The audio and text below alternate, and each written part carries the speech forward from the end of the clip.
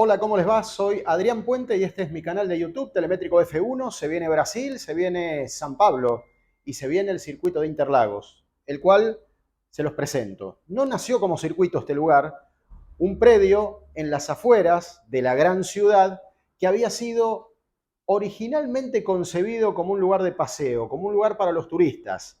¿Inspirado en qué? En Interlaken, en Suiza. Ustedes dirán, Adrián, esto no tiene nada que ver con la realidad, pero esta era la pretensión, por lo menos en aquel lugar, porque esta ciudad de Suiza tenía la misma particularidad que el sur de San Pablo, estaba flanqueada por varios lagos.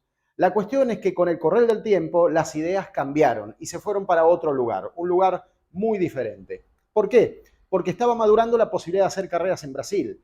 Ya habíamos tenido antecedentes antes de la Segunda Guerra Mundial, en un escenario como este, en un urbano, en el Jardin América, en el corazón de la ciudad, donde hoy tenemos incluso la avenida principal, la comercial, la de las entidades bancarias más importantes del país y del mundo. En aquel momento se hizo un circuito urbano que lamentablemente tuvo un accidente muy grave y fue descartado para acercar carreras de alta competencia. Lo propio el circuito que supo reconocer Río de Janeiro, el Gavea, que estaba, como verán, en los márgenes del Océano Atlántico, pero tenía 11.000 metros y la urbanización de Río de Janeiro estaba cambiando radicalmente hacia otro lugar y no había espacio posible, por lo menos en aquel momento, para pensar en un circuito de carreras. Aparece Interlagos, cambia a Interlagos del lugar de recreo, de ocio y de turismo que se había concebido en los primeros años del siglo pasado. Como se descartaron los otros circuitos, es que comienza a recrearse la posibilidad de hacer un circuito de carreras. Y en 1940 se registra esta primera foto que coincide con la primera competencia. Una primera foto que tendría muy poco que ver con la actualidad porque hubo un montón de escenarios diferentes propios del reasfaltado que necesitó el lugar porque era una tierra más pantanosa, producto de la convivencia justamente con los lagos en la cercanía. El primer gran héroe es Arthur Nascimento Jr., que gana la primera carrera en 1940. Una carrera que costó organizar porque se desbordó de público, porque la inmensa mayoría ingresaron sin pagar.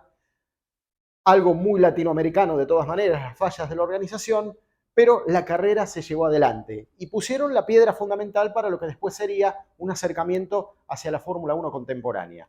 Llega en 1972 una prueba fuera de las oficiales donde gana el argentino Carlos Reutemann, ya corriendo en aquella oportunidad con Brabham, una carrera que de todas maneras no tuvo una suerte de aceptación rápida porque las grandes marcas de la época, por ejemplo Tyrrell o McLaren, no fueron a lo que terminó siendo casi una carrera de exhibición porque estaban en plena disputa del campeonato del mundo y no querían malgastar presupuesto en viajar a Sudamérica para correr una carrera de muestra.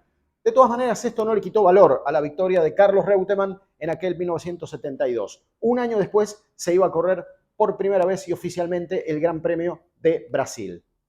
Miren esto, la Roosevelt Raceway de Long Island, esto en Nueva York, fue el plano inspirador del Interlagos que conocimos a partir de 1973.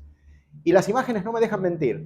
Observen las curvas y las contracurvas que originalmente tiene, una recta principal en el lateral derecho, que le dieron la idea a quienes concibieron el primer circuito de Interlagos, que estuvo vigente entre 1973 y 1980 para la primera parte de Brasil en la Fórmula 1. ¿Y cómo era? Así era, como el Roosevelt. Parecido, no igual, pero inspirado claramente en ese diseño. ¿Por qué? Porque el primer Interlagos tenía más de 7 kilómetros y como observan en esta imagen, era un circuito que entraba, pero que además salía todo el tiempo. Hoy tenemos un circuito que hace así y que inmediatamente se mete la parte baja al Pico de Pato. En aquel momento teníamos este circuito que salía por Junção, que se volvía a meter, donde se construía casi un circuito dentro del circuito y volvía a salir hacia la parte baja para después ir, por supuesto, hacia la subida a la zona de los boxes y terminar en la recta principal. Este circuito quedó en desuso, producto de las enormes modificaciones que tuvo el Interlagos original. Entre 1990 y 2022, circuito que se va a utilizar este año, tenemos esta versión. Una versión, como verán, mucho más corta, que apenas si supera el minuto 10. Es uno de los circuitos más cortos que tiene el año. Tengamos en cuenta que va en dirección contraria a las agujas del reloj.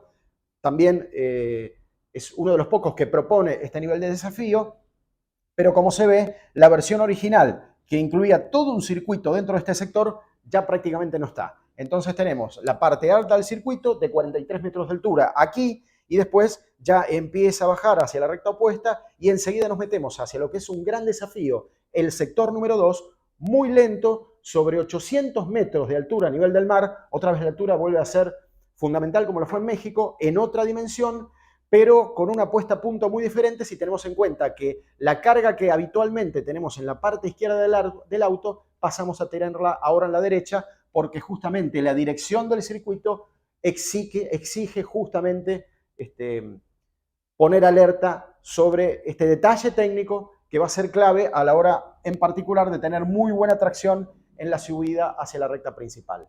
Interlagos, versión 2022, es lo que se viene.